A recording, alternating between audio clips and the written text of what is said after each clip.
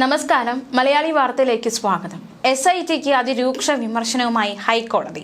ഈ ശബരിമല സ്വർണ്ണക്കൊള്ള കേസിൽ നടത്തുന്ന അലംഭാവത്തിൽ അതൃപ്തി പ്രകടിപ്പിച്ചിരിക്കുകയാണ് ഹൈക്കോടതി. അക്ഷരാർത്ഥത്തിൽ ഹൈക്കോടതിയിൽ നിന്ന് വലിയ രീതിയിലുള്ള വിമർശനമാണ് ഉന്നയിച്ചിരിക്കുന്നത്. ശബരിമല ക്ഷേത്രത്തിലെ സ്വർണ്ണക്കൊള്ള എൻഫോഴ്സ്മെന്റ് ഡയറക്ടറേറ്റ് കേസെടുത്ത് അന്വേഷിക്കുന്നുണ്ട്.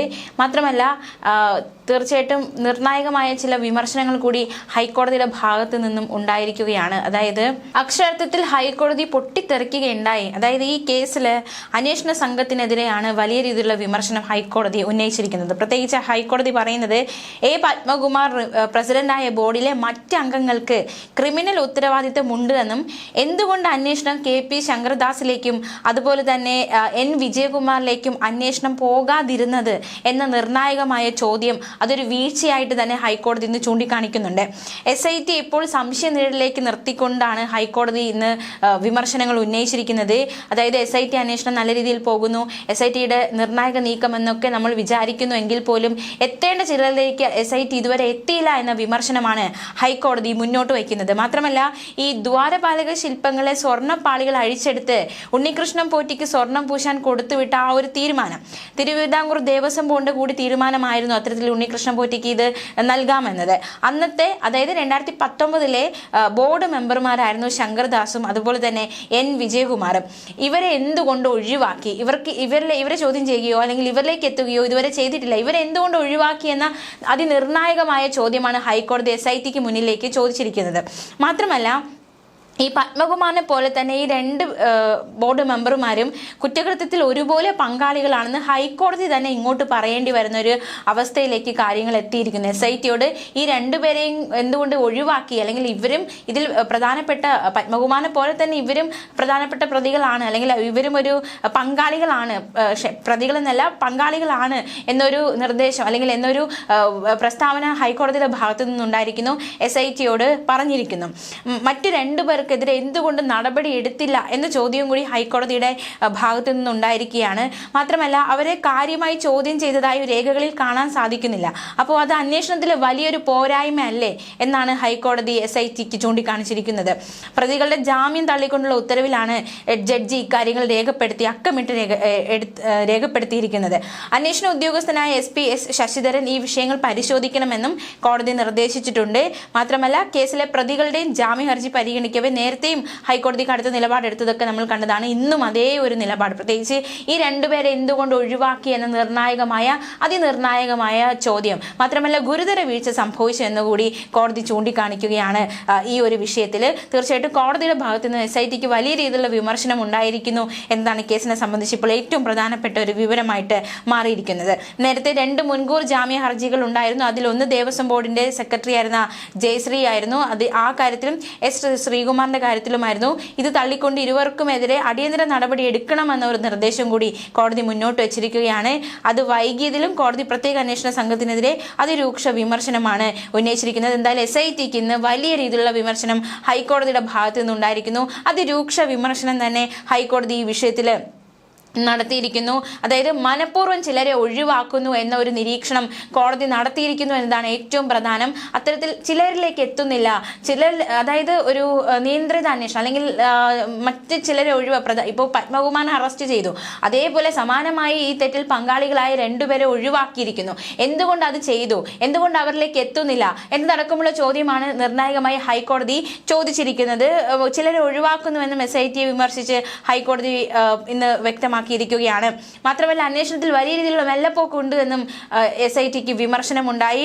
എന്തുകൊണ്ട് അന്വേഷണത്തിൽ ഇത്ര വലിയ മെല്ലപ്പോക്ക് ഉണ്ടാകുന്നു, എന്തുകൊണ്ട് അത് ഇത്തരത്തിൽ വേഗത്തിൽ അന്വേഷണം നടത്തുന്നില്ല എന്നതടക്കമുള്ള ചോദ്യം ഹൈക്കോടതിയുടെ ഭാഗത്തുനിന്നുണ്ടായി. അങ്ങനെ ഒരു വിമർശനവും കൂടി ഹൈക്കോടതി നടത്തിയിരിക്കുകയാണ്. ഡിസംബർ 5 ശേഷം, അതായത് 5-ാം തീയതിക്ക് ശേഷം അന്വേഷണത്തിൽ യാതൊരു പുരോഗതിയും ഇല്ല എന്നും ഹൈക്കോടതി വിമർശിച്ചിരിക്കുകയാണ്. ചിലരെ ഒഴിവാക്കുന്നതായി സംശയമുണ്ട്. പ്രത്യേകിച്ച് ഈ വിജയകുമാർ, ശങ്കർദാസ് എന്നിവരെയാണ് കോടതി നോട്ടമിട്ടിരിക്കുന്നത്. അറസ്റ്റ് ചെയ്യാത്തത് കോടതിയുടെ അതൃപ്തിക്ക് കാരണമായിരിക്കുന്നതും അതുതന്നെയാണ്. സ്വർണം മാത്രമല്ല ഭക്തരുടെ വിശ്വാസവും മോഷണം പോയി എന്നും ഇത് കോടതി കുറ്റപ്പെടുത്തി. മാത്രമല്ല കേസ് സംരക്ഷകർ തന്നെ അതൊരു വിനാശകരായി മാറിയ അപൂർവമായ കുറ്റകൃത്യമാണിതെന്നും വിമർശിക്കുകയുണ്ടായി. കേസിലെ പ്രതികളുടെ ജാമ്യ ജാമ്യ ഹർജി തള്ളിക്കൊണ്ടുള്ള ഹൈക്കോടതി ഉത്തരവിലാണ് ഇത്തരത്തിൽ ഗുരുതര പരാമർശങ്ങൾ ഉള്ളത്. പഴുതടച്ച അന്വേഷണം വേണമെന്ന് മുന്നറിയിപ്പ് നൽകിയ ഹൈക്കോടതി വൻ തോക്കുകൾ ഒഴിവാക്കപ്പെടരുതെന്ന് വീണ്ടും നിർദ്ദേശിച്ചിരിക്കുകയാണ്. ദേവസ്വം സ്വത്തുക്കൾ സംരക്ഷിക്കാൻ ബാധ്യസ്ഥരായാൽ തന്നെ അത് നശിപ്പിക്കാൻ കൂട്ടുനിന്നും സംരക്ഷകർ തന്നെ വിനാശകരായി മാറുകയാണെന്നും കോടതിയുടെ നിരീക്ഷണം.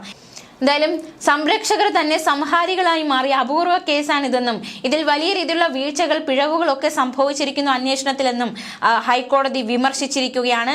പ്രത്യേകിച്ച് അന്വേഷണ സംഘത്തിന് നേരെ വലിയ രീതിയിലുള്ള വിമർശനം, എസ് ഐ ടിക്ക് നേരെ വലിയ രീതിയിലുള്ള വിമർശനം കോടതിയുടെ ഭാഗത്തു നിന്നും ഉണ്ടായിരിക്കുകയാണ്. ദേവസ്വം സ്വത്തുക്കൾ സംരക്ഷിക്കാൻ ബാധ്യസ്ഥരായവർ തന്നെ അത് നശിപ്പിക്കാൻ കൂട്ടുനിന്നുവെന്നും കോടതിയുടെ വിമർശനം ഇന്നുണ്ടായിരിക്കുകയാണ്. എന്തായാലും നമുക്കറിയാം ഈ ഒരു കേസുമായി ബന്ധപ്പെട്ട് ഇപ്പോൾ പത്മകുമാർ അറസ്റ്റ്, പിന്നെ ശ്രീകുമാറിന്റെയാണ് അവസാന അറസ്റ്റ്. അതിൽ ഏറ്റവും പ്രധാനപ്പെട്ട പുള്ളികൾ അല്ലെങ്കിൽ പങ്കാളികൾ എന്ന് പറയുന്നത് പത്മകുമാർ, വാസു അടക്കമുള്ളവരാണ്. അപ്പോൾ ഇവരുടെ അറസ്റ്റ് വരെ കാര്യങ്ങൾ എത്തി നിൽക്കുന്നു. അതിനപ്പുറത്തേക്ക് കാര്യങ്ങൾ നീങ്ങുന്നില്ല. ഇവരുടെ അറസ്റ്റ് എത്തിയപ്പോൾ തന്നെ ഒരു മെല്ലെപ്പൊക്കൊണ്ട് മന്ദതയിലാണ് എന്നടക്കമുള്ള വിമർശനമൊക്കെ കോടതിയുടെ ഭാഗത്തു നിന്നും ഉണ്ടായിരിക്കുകയാണ്. ഇനി എന്താണ് അന്വേഷണ സംഘത്തിന്റെ അടുത്ത നീക്കം? കോടതിയിൽ നിന്ന് ഇത്ര വലിയ വിമർശനം ഉണ്ടായിരിക്കുന്നു. അപ്പോൾ ഇനി അന്വേഷണ സംഘത്തിന്റെ അടുത്ത നീക്കം എന്തൊക്കെയാണ്? ഉന്നതരിലേക്ക് എത്തുമോ? പ്രത്യേകിച്ച് ദൈവതുല്യരായി കണ്ട വ്യക്തികളിലേക്ക് അന്വേഷണം എത്തുമോ എന്നതടക്കമുള്ള ചോദ്യങ്ങളാണ് നിലവിൽ ശക്തമാകുന്നത്. സ്വർണ്ണക്കൊള്ള കേസിലെ വിവരങ്ങളുടെ സർട്ടിഫൈഡ് പകർപ്പ് കൈമാറണമെന്നാവശ്യപ്പെട്ട് എൻഫോഴ്സ്മെന്റ് ഡയറക്ടറേറ്റ് നൽകിയ അപേക്ഷ കൊല്ലം വിജിലൻസ് കോടതി അംഗീകരിച്ചു. കേസുകളുടെ എഫ്ഐആറുകൾ, റിമാൻഡ് റിപ്പോർട്ടുകൾ ഉൾപ്പെടെയുള്ളവയുടെ പകർപ്പാണ് ED ആവശ്യപ്പെട്ടിരിക്കുന്നത്. ഇവ നൽകാൻ കൊല്ലം വിജിലൻസ് കോടതി ജഡ്ജി C. മോഹിത് ഉത്തരവിടുകയായിരുന്നു. ED ഇന്ന് തന്നെ കേസ് രജിസ്റ്റർ ചെയ്യുമെന്നാണ് വിവരം. സ്വർണ്ണക്കൊള്ള കേസിൽ അറസ്റ്റിലായ മുൻ തിരുവാഭരണ കമ്മീഷണർ KS ബൈജുവിന്റെ റിമാൻഡ് ജനുവരി 1 വരെ കോടതി നീട്ടി. KS ബൈജുവിന്റെ കേസിലെ മറ്റു പ്രതികളായ ദേവസ്വം ബോർഡ് മുൻ പ്രസിഡന്റ് N. വാസു, മുൻ അഡ്മിനിസ്ട്രേറ്റീവ് ഓഫീസർ മുരാരി ബാബു എന്നിവരുടെ ജാമ്യ ഹർജി ഹൈക്കോടതി തള്ളിയിരുന്നു. അതേസമയം പത്മകുമാറിന്റെ കസ്റ്റഡി കാലാവധി നീട്ടിയിരിക്കുകയാണ്. ദ്വാരപാലക സ്വർണ്ണക്കടത്ത് കേസിലാണ് റിമാൻഡ് കാലാവധി ഡിസംബർ 30 വരെ നീട്ടിയത്. പത്മകുമാറിന്റെയും ഒന്നാം പ്രതി ഉണ്ണികൃഷ്ണൻ പോറ്റിയുടെയും ജാമ്യാപേക്ഷ ഡിസംബർ 30 വീണ്ടും പരിഗണിക്കും. കൊല്ലം ജില്ലാ സെഷൻസ് കോടതിയാണ് റിമാൻഡ് കാലാവധി നീട്ടിയത്. കേസിൽ പത്മകുമാറിന്റെ ജാമ്യാപേക്ഷ പരിഗണിക്കുന്നത് ഹൈക്കോടതി പിന്നീട് പരിഗണിക്കാൻ മാറ്റി. ഗുരുതര സ്വഭാവമുള്ള കേസെന്ന് കോടതി നിരീക്ഷിച്ചു. ഹൈക്കോടതിയിൽ ജസ്റ്റിസ് ബദറുദ്ദീന്റെ ബെഞ്ചിലാണ് ഹർജി എത്തിയത്. ജാമ്യാപേക്ഷ വിജിലൻസ് തള്ളിയതോടെയാണ് ഹർജിയുമായി ഹൈക്കോടതിയെ സമീപിച്ചത്. പെട്ടെന്ന് തീരുമാനമെടുക്കാൻ കഴിയുന്ന കേസല്ലെന്നും ഗുരുതര സ്വഭാവമുള്ള കേസാണിതെന്നുമായിരുന്നു കോടതിയുടെ നിരീക്ഷണം. ക്രിസ്മസ് അവധിക്ക് ശേഷമായിരിക്കും കേസ് പരിഗണിക്കുക എന്നാണ് വിവരം. എന്തായാലും നിർണായകമായ ഒരു നീക്കങ്ങളാണ് ഇനി SITയുടെ ഭാഗത്തു നിന്ന് പ്രതീക്ഷിക്കുന്നത്. പ്രത്യേകിച്ച് ആരാണോ അന്വേഷണത്തിൽ നിയോഗിച്ചത്, ഹൈക്കോടതി നിയോഗിച്ചതാണ്, ആ ഹൈക്കോടതിയിൽ നിന്ന് തന്നെ ഇത്രയും ദിവസമായിട്ടും, അതായത് ഈ ഒരു അന്വേഷണം പിന്നിട്ട് ഇത്രയും ദിവസത്തിൽ എത്തി നിൽക്കുമ്പോൾ ആ ഹൈക്കോടതി തന്നെ അന്വേഷണ സംഘത്തെ വലിയ രീതിയിൽ വിമർശിച്ചിരിക്കുകയാണ്. അപ്പോൾ ഇനി അന്വേഷണ സംഘത്തിന്റെ അടുത്ത നീക്കം എന്താണ് എന്നടക്കമുള്ള ചോദ്യമാണ് നിലവിൽ ഉയരുന്നത്.